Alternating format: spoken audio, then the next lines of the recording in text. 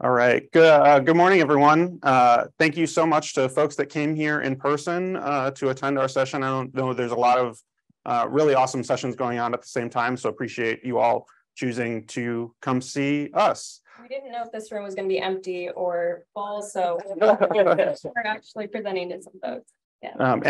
You need to talk into a mic if you're gonna either hear. Oh God, now we're gonna get a double. Let's stick with what it is. Yeah. Okay.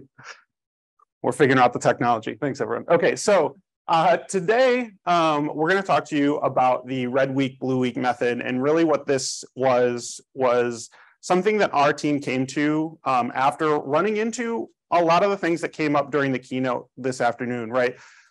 Really the transition with COVID to working remotely, dealing with stressors, and trying to figure out how can we best position our team and our processes to be as effective as we possibly can. Did I turn this? Oh, this was working. You saw it? There we go. We figured it out. So my name's Joy Purvis. I'm a Apex Research Solutions Architect on the UCSF Apex Enabled Research Team. If you all see Apex or you hear us say Apex anywhere throughout the slides, that's what UCSF has branded our Epic EMR system. So that's when you hear Apex, that's our Epic EMR system. And I'll let my colleagues here introduce themselves as well. Hi, everyone. My name is Alina Goncharova, and I am a technical project manager with this team. So I help basically figure out how we can work best together and support our researchers and clients across UCSF. Hey everybody, I'm Andrew Robinson. So I'm a technical solutions architect like Jory. So we work with our customers, our researchers, to help them design interventions, apply for grants, implement grants, analyze them, and things like that. More stuff we'll talk about today. It's nice to meet you. When you say Epic, that's AMD, yes?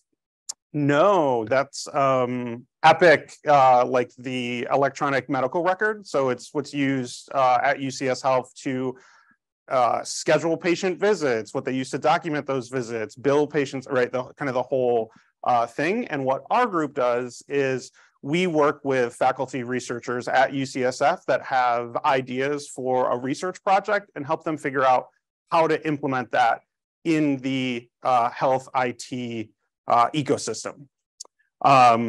Some of you that might work in that area probably know that a lot of times the sort of standard health IT model is really focused on keeping the lights on, figuring out how to optimize clinical workflows, and doesn't necessarily have the bandwidth to focus on these research projects that may or may not have a beneficial positive outcome. So that's what our group is there for, to sort of help figure out how to do this effectively, safely, ethically, in a way that supports our providers and patients as well. What's the next?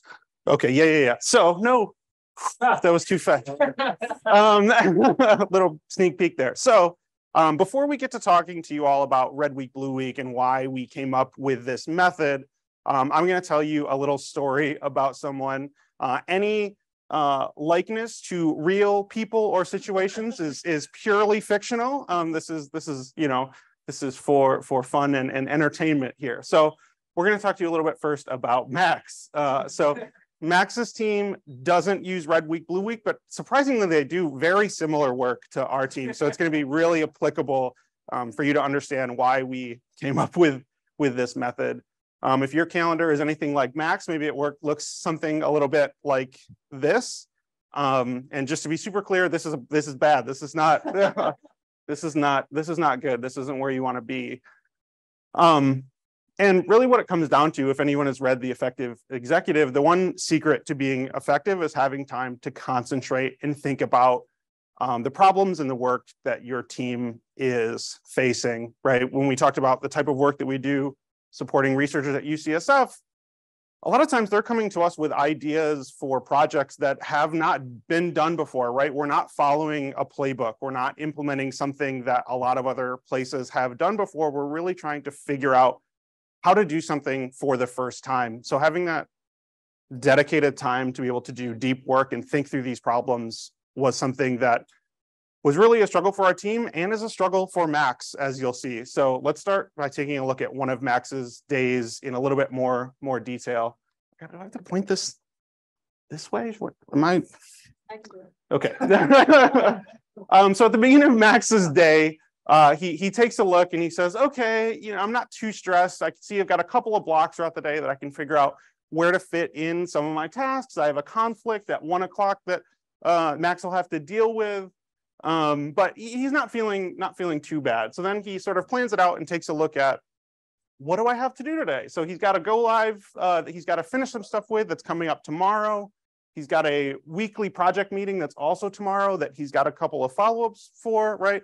These meetings are coming every week. So he doesn't have a lot of time between meeting and the next time he's touching base with those customers to get that work done. But he thinks, looking at the day, he's got 30 minutes in the morning. He's even got time for lunch and an hour in the afternoon. That should be enough time to get some of those things that are really critical for today done. And maybe he'll even have some time to get to some of those overdue things from last week. But of course, like I'm sure all of you know, not everything always goes to plan. So of course, that morning meeting where he thought he was going to have 30 minutes after the fact to get some work done, turns out that one of his colleagues, Irma, needed him to do some quick support for her and Max's team, also presenting at UC Tech, and they've got to review those slides to get them done in time. So already in the morning where he thought he was going to have some time to get these things done, didn't have that time, and his task list now has only grown, excuse me. Sorry. On top of that, many of you probably know the mental burden of context switching and trying to switch from one type of task, one type of project to the other. That's definitely something that we saw and Max sees as well in his work. So he was trying to go from that morning meeting where he's frazzled into another team meeting, was trying to multitask on things at the same time. And if any of you have been on a Zoom call, you probably heard that question, or you've said this question yourself. I'm sorry, can you repeat that? I didn't quite hear you, right? We've all heard that before, and it's not because the Zoom cut out. It's probably because they were multitasking. So Max is feeling a little bit more stressed, but he knows he's still got that chunk of time this afternoon. Hopefully he can get done those really critical things. But of course, there's even more unpredictability in Max's day. So he decided to try and work on some of his tasks over lunch instead of getting food. And then someone saw he was free. Saw you were free this afternoon, just going to grab some time. And turns out his boss grabbed that time and needs a little bit more data. So now, again, he's scrambling even further, trying to figure out, when am I going to have time to get this work done? The time I thought I had has been eaten up. And that unpredictability has him spiraling. And then, of course, it gets even worse for Max. I promise at the end of this, if any of you are feeling some secondhand stress for Max, we're going to show some of the ways that we worked to alleviate some of these challenges. But again, remember this morning I said that Max had a weekly project meeting that was coming up tomorrow. Well, actually, turns out that team, they can no longer meet tomorrow. Something came up and that got moved to today because some of those meetings in the afternoon, they could be moved around a little bit. So now the tasks that he thought he was going to have time to complete for tomorrow, which he didn't end up having time for, they're due today now. This reactivity, scrambling, is really the mindset that we were trying to get out of, and the mindset that Max is trying to get out of. So at the end of the day, again, someone grabs 15 more minutes for him. He didn't have any time to get tasks done. Maybe, you've thought like, oh, I did get some things done. I was multitasking during all these meetings, but really, that's a mirage, as this slide says. You're never as effective or as thoughtful as you need to be if you're crunching to get tasks in, and you're also not respecting the people whose time you're giving for those meetings, and especially when the people that we're meeting with are often busy clinicians. We need to be really effective with the time that we have allotted to talk with them. And really, this sort of thing, if this is a one-off, one day, this is a bad day, that's okay, right? You can get, all of us have bad days, but it's when this starts to become a perpetuated cycle of we're always reacting, we're always multitasking in meetings. We never have dedicated time to sit down and get the work done that we need to do. That's where it really starts to become a poison that can infect an individual, a team, et cetera. And I see nods throughout the crowd, so I think you all probably feel this sometimes of just it's not that there's not enough time to get things done, it's that I don't have the concentration time to focus on things because it's always so broken up. So with that, I'm going to turn it over to Alina here to talk a little bit about how someone like Max could use Red Week, Blue Week to help reorganize their team and how we did it as a team and how we saw benefits to our effectiveness and mental health. Thanks. So if you think back to the calendar that we saw earlier, that looked pretty bad. Hopefully your calendars do not look like that. But even if they do, there's a way to fix it. So Peter Drucker does state that even if your calendar doesn't look like that and you have 3/4 of the day available to you, it's useless. It's completely useless if it is available to you in 15 or 30-minute chunks. He later goes on to say that as little as 1/4 of the day could be incredibly effective as long as it's provided in a chunk of time where you're really able to focus and concentrate. So may come as a surprise to you, but our team did face these challenges. These are things that we faced on a daily basis within the last few years. And it really is the constant jumping from meeting to meeting. And the amount of projects that we deal with, no matter which way you look at it, you're really context switching every time you're jumping from a meeting to meeting. There's this sense of reactivity where you're constantly just reacting to the latest new priority urgent task that needs to be done. You can't really foresee what's happening in the future. There's no way to really understand what your next hour will look like sometimes, your next week, month, let alone actually talking on a quarterly basis and trying to get back to your clients and letting them know when you can actually do the work that they're asking you to do. So a solution to some of these problems in the software development world is Agile project management. If you haven't heard about this before, really the point here is to break down a project into cycles. And we use this, we work in sprints. We currently work on a 2-week sprint cycle.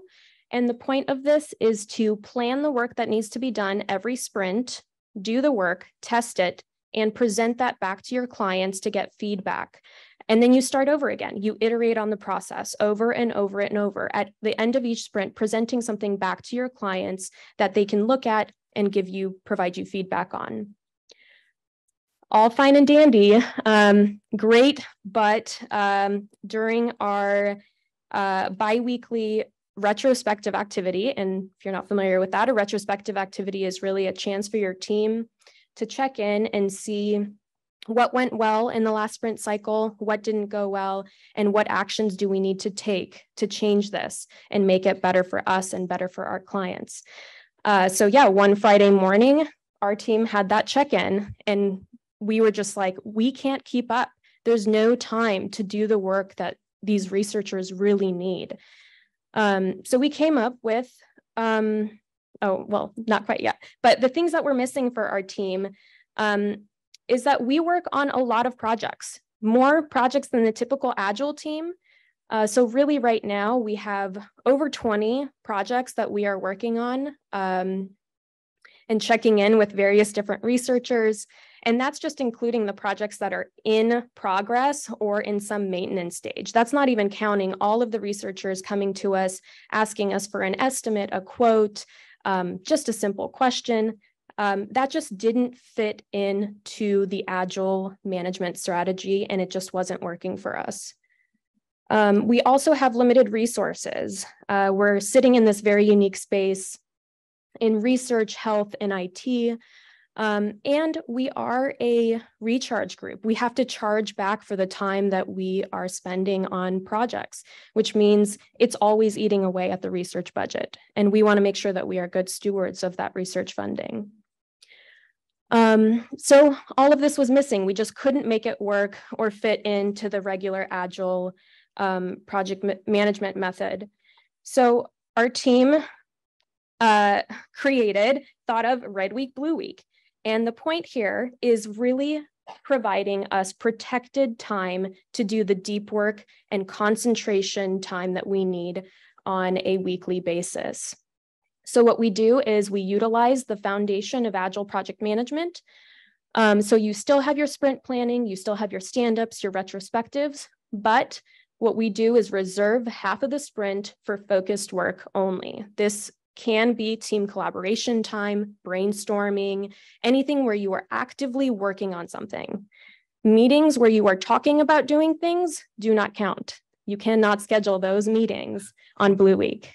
Red Week, on the other hand, is the time where we basically present back to our clients and we say, here, look at this wonderful thing I created. Let me know what you think, and help us iterate on that. And we alternate week to week, going from a very productive deep work week to a presentation week where we are talking to our clients and our researchers.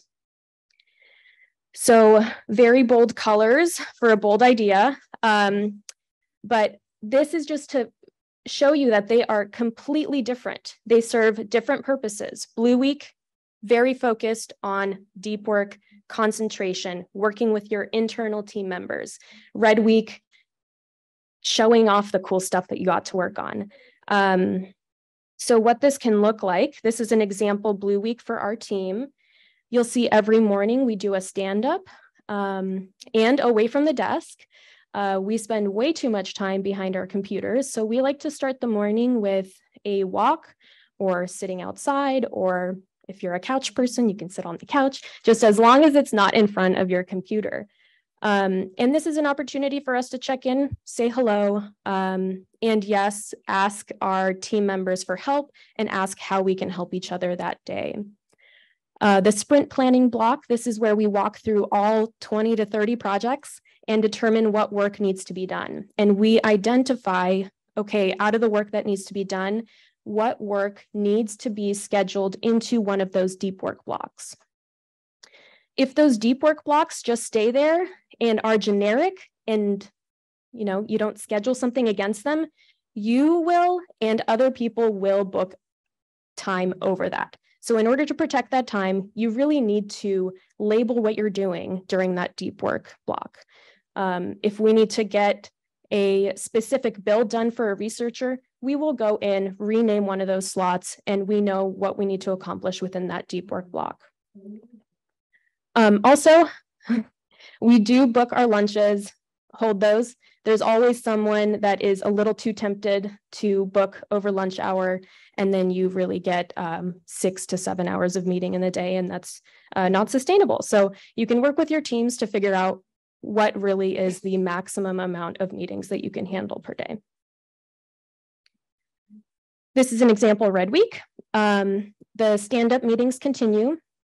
Our team uses consultation blocks. So this is a specific hold on the calendar for something that our team knows we have to do 4 to 5 times a month. We know these researchers are going to be coming to us asking for a consultation. We don't always know when they'll come to us or when they need information but by having these protected time slots available to researchers to just grab time on our calendar, it makes us responsive to our clients, our researchers, because we know exactly when we can meet. We don't have to wait forever to get back to them and tell them when we can meet with them. The post-consult work block is also a very helpful thing to do during your Red Weeks. It's not all about meetings. Sometimes you do actually have to do work on a Red Week. So book that time, add your colleagues and work on it that 30-minute time, and then you're done with it. You don't have to think about it again. The client biweekly meetings, these are not the same client. These are all different researchers for us. So for you, it might be different project teams you need to check in with, different users that are having issues. But for us, it's researchers. We meet with them on a biweekly basis, and we've really tried to consolidate the times. It looks harsh. It can look harsh, but really the benefit of having that segmented time, consolidated time for deep work on Blue Week makes this completely manageable. The benefits to our team were clear immediately. The people in here that do know us have heard us talk about Blue Week, Red Week, Blue Week a million times. We are very excited about it, giddy, and basically tell as many people as will listen to us. But really re-energized us. We immediately went from not feeling like we could accomplish things within a given sprint cycle to being a bit more excited to meet with our researchers and say, here is what I did, not, I'm so sorry, we couldn't get to that this last sprint. It's going to have to wait.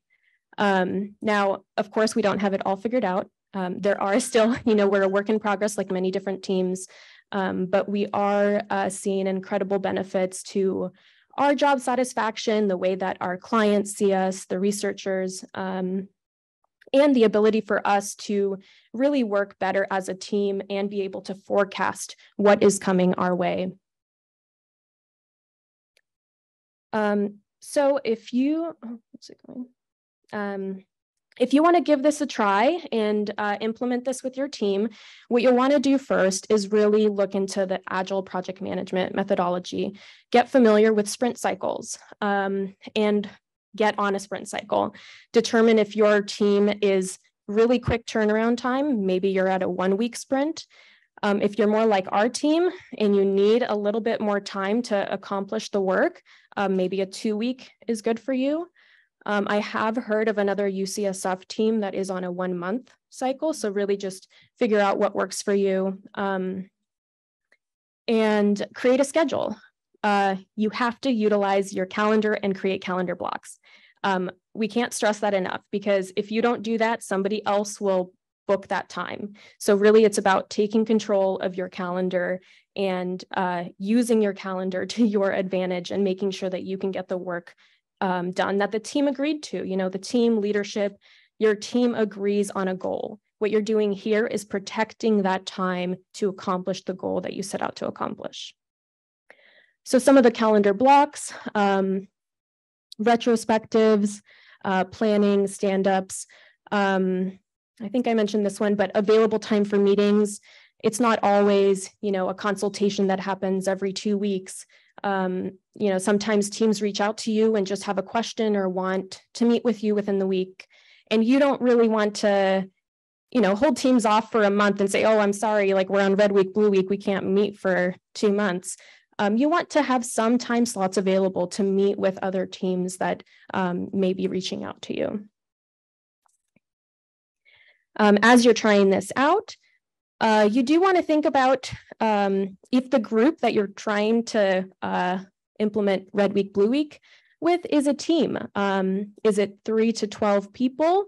And do you share a common goal? It's completely okay if you are multidisciplinary. In fact, that is probably preferred. And you can be brought together from different departments, like our team. We sit in 3 different departments. And then there's some more information about what makes a strong team. Another favorite book of ours, Overcoming the 5 Dysfunctions of a Team, we highly recommend. So you will face some challenges when you're implementing Red Week, Blue Week. No new great idea comes without challenges. But Alina, what if my clients want to meet every week instead of every other week? Doesn't that go against Red Week, Blue Week? Yeah, I don't think we can do that. No, we can. So what we'll typically do is ask them to meet for a shorter length of time. So occasionally it doesn't fit into the 2-week sprint cycle because the researcher that we're helping is working more on a 1-week sprint cycle. They need work every week. They've mapped it out. They've planned out their research study, and really we do want to help them out. So what we do is meet for a shorter period of time. So instead of booking weekly meetings for 12 weeks, we're going to say we will work with you weekly for 6 weeks and try to get that work done quickly, because the point of meeting weekly is to get something done quickly. And when you're doing this, the most important thing to remember is protecting those deep work blocks. If you have to schedule a meeting with someone on a blue week, don't you dare schedule that on a deep work block, because it defeats the purpose and it completely breaks up this, the schedule and starts introducing that context switching and the concentration problem that we all face. Would absolutely love to have those deep work blocks, but there's just not time on our calendar. We're booked up every week. Well, that did happen to us as well. So it was a phased approach to try to make Red Week, Blue Week happen for our team. We just started booking out 2 to 3 months in advance. Start protecting time. And maybe your team is booked out for the next 6 months. Start booking in 6 months. That time, that day will come, and you will be so thankful to your past self. That sounds great. Maybe we can start planning ahead, but really we work with a bunch of other teams, and those teams aren't on this every other week cycle. So I don't know that this is gonna work with all the collaboration that we do. Yeah, so we do work with quite a few teams that aren't on our cycle, and we try not to bog them down too much with the details of Red Week, Blue Week, although we want to sing its praises and we do want to tell everyone. We don't want to divulge always into talking process. But yeah, we try to sometimes introduce the method, and same thing, schedule 2 to 3 months out if they need to be on our same cycle. If they don't need to be on our same sprint cycle, then really most teams actually appreciate that structure. We are able to tell a team when exactly we can meet with them. That doesn't always happen. So most teams will actually be pretty grateful that you can tell them that you can meet next week at a certain block, instead of telling you, I'm so sorry, we're so busy, we can't meet for 2 months. So we tried to do this, but then people just started scheduling over some of our calendar blocks because they weren't very clear about what that time was. They thought, you know what, it's fine. It doesn't look like they have anything important going on then. What do we do then? So this goes back to renaming your deep work blocks. If it's just some generic block of time, you probably aren't going to use it well, and others won't use it well. They will book over it. So you need to define what you are doing on that deep work block. If there's nothing there, sure, people will book time over it. Also, you want to offer the alternative times when you are available. There are plenty of time slots on the calendar for folks to meet with you. There's really no reason that they need that 1-2 hour block within that day to meet with you.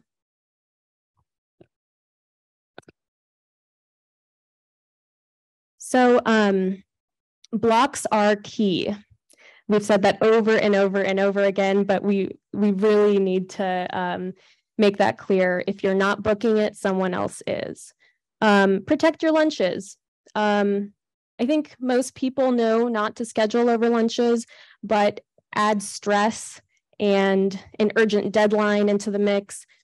You know, we might have all done that at some point. We try not to, but people need to eat. People need to get, away from their computers for at least an hour for the day. If you can't implement now, look towards the future. Start protecting time in the future months, and create a team calendar to help you manage these events. It can be a lot for one person to take on. So we actually have a shared team calendar where we create all these blocks and the entire team can manage them. Not just one person has access to change the name of an event or send an invite to folks. So it's a really team effort there. And my favorite meeting, The retrospective. This is where this idea was born. You're going to need to talk to your team. How is Red Week, Blue Week going? What's working? What isn't? Do we need to change up the sprint cycle? Do we need to add another meeting block? You know, I'm not having enough time to do this one piece of work. Okay, well, like, let's work with the team and figure out how can we make this work. So regular retrospectives are absolutely key. So Red Week, Blue Week has provided us with an interesting topic, an interesting thing to tell our colleagues about. It's re-energized us, re-inspired us to help the researchers that reach out to us. These researchers across the UC system, they're creating really interesting, innovative tools, and we want to help them. We want to deliver, we want to produce, and not being able to do that by not having those concentration blocks for deep work is really, it gets stressful and it wears down on your staff, it wears down on your team members. So really what this does, it really helps to re-energize your teams, and we hope you will give it a try. We have an enormous circle of support. These are just some of the folks that we reach out to on a day-to-day basis. They either help us through our daily tasks or helping our program run, helping us learn Agile project management, design. So a very large team of support, and a lot of folks couldn't fit on this. So there's definitely even a larger circle outside of this. So thank you to all of the folks here. We've mentioned a few books that you can check out. Huge fans of The 5 Dysfunctions of a Team and The Effective Executive.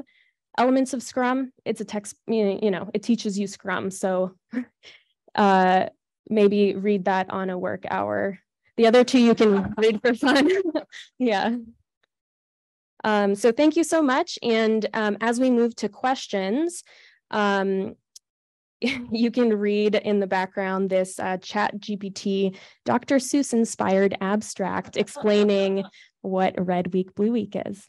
All right, any questions from the folks?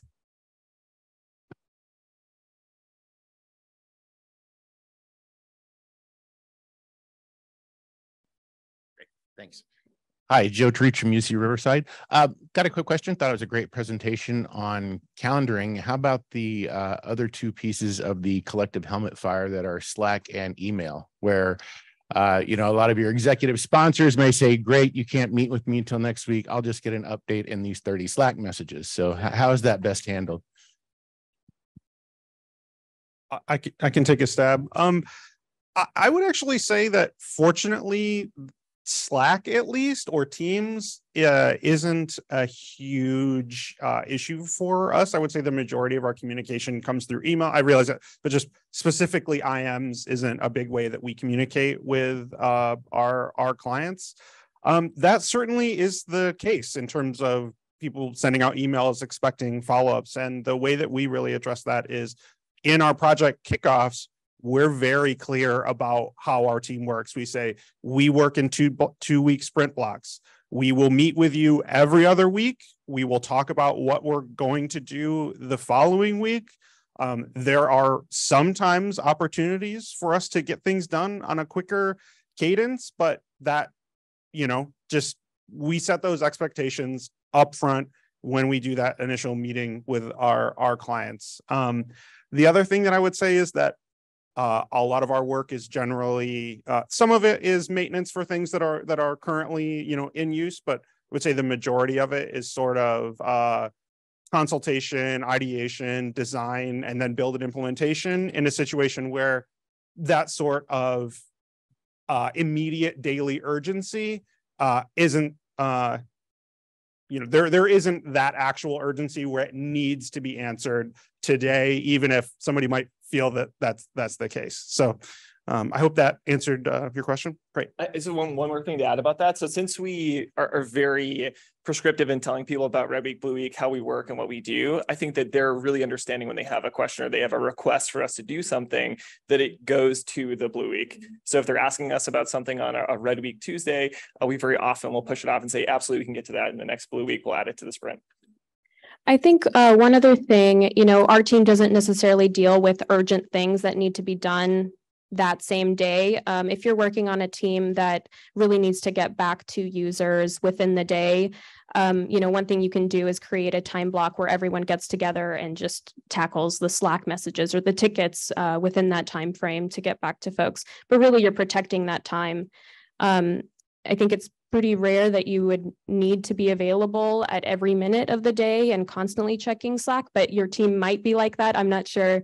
You might have a team that needs to respond urgently. I'm not sure that needs is the right operative, but thank you very much.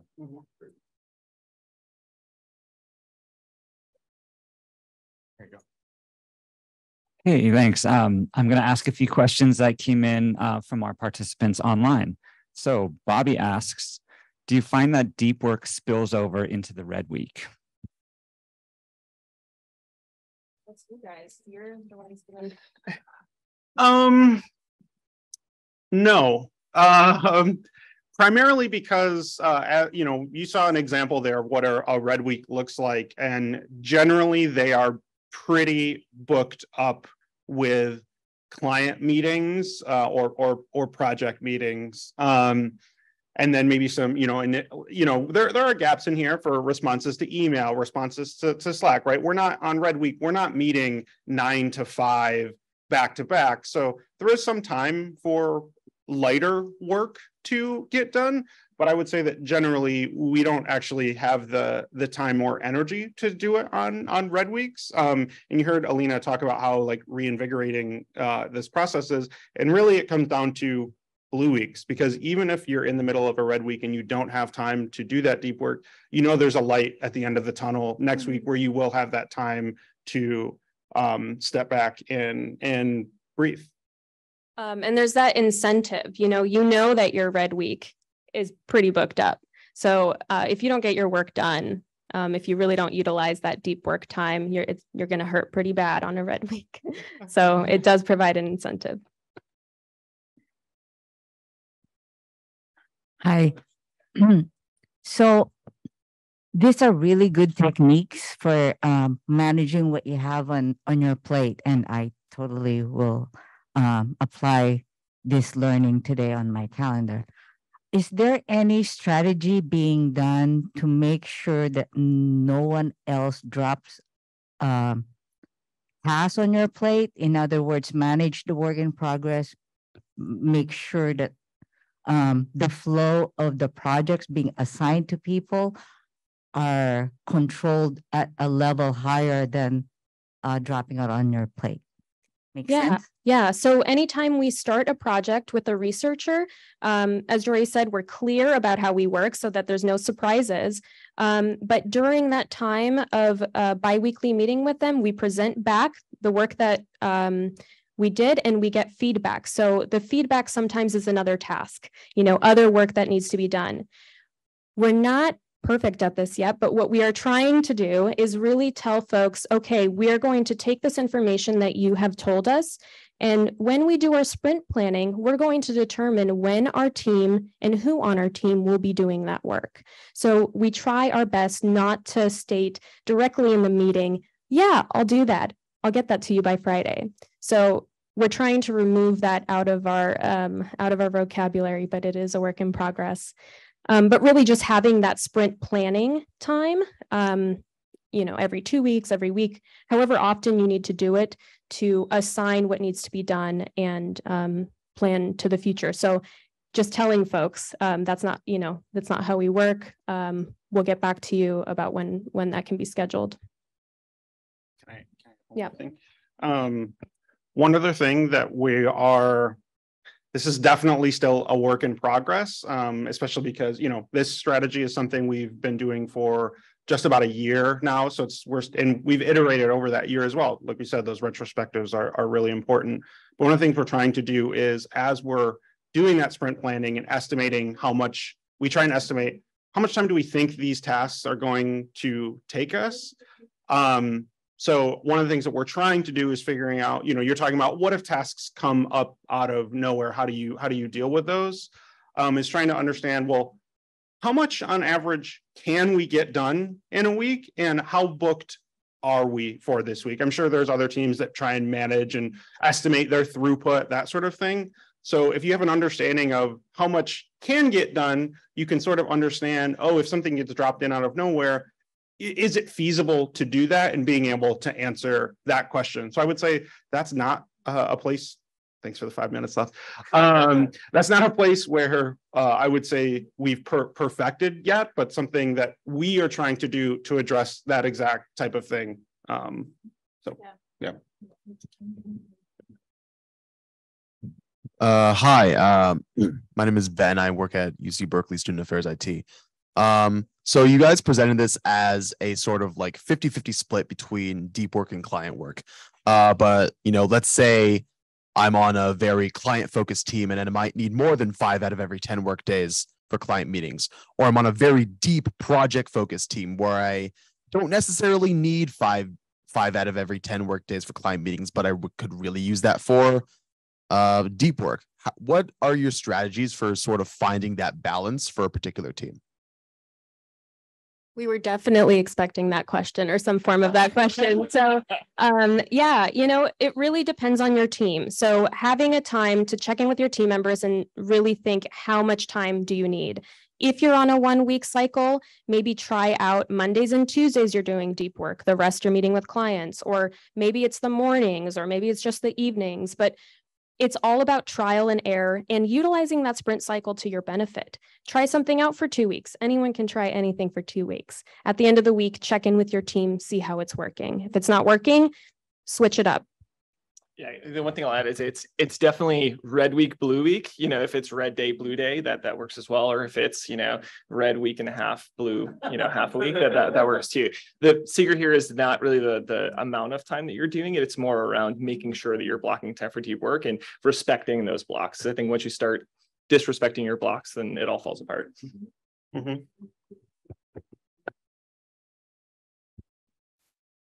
I love the deep work concept. Huge fan. We do ours on daily blocks. When you do them in a week, how do you avoid, or maybe you don't avoid, in 7 months, you're going to plan a vacation. And if you put it on a blue week, you're going to go red, break red, which is weird. But if you put on a red week, are you going to miss? Like, I'm just that psychological stress of how you plan your future with those blue and red so far advanced. I'm interested. Absolutely. This week is a red week, and it got absolutely shattered by UC Tech. So it is something where you really just need to be flexible with yourself and your clients, and try and communicate ahead of time, right? We were communicating over a month ago with the teams that we were meeting with this week to say, hey, we're going to be gone this week. We're actually going to be shifting some of the meetings around, shifting some of our priorities around, and really thank you. And really understanding when can we get work done. So we actually yes, it's red week, blue week, but actually it's kind of like, well, this is neither. Next week is purple. Then I think it's kind of red. And then we get back into a regular cycle, right? So it's just understanding that this isn't black and white. It's red and blue. Red and blue. I'm sorry, that was horrible.